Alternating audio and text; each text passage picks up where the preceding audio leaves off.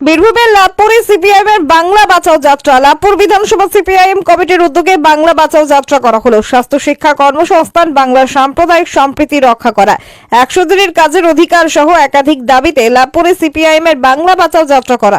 উপস্থিত ছিলেন বোলপুর লোকসভার প্রাক্তন সাংসদ তথা সিপিআইএম এর রাজ্য কমিটির সদস্য ডাক্তার রামচন্দ্র ডোম সহ সিপিআইএম এর জেলা ও ব্লক স্তরের নেতারা।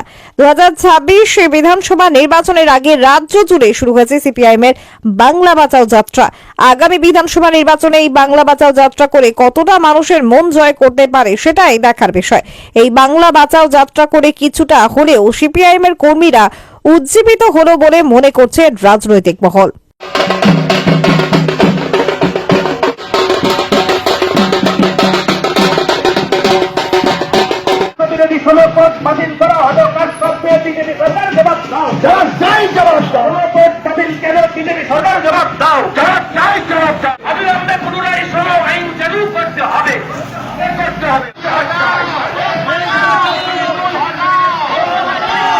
লাভপুর থেকে মোহাম্মদ ইকবাল হোসেনের রিপোর্ট, টিভি 20 বাংলা।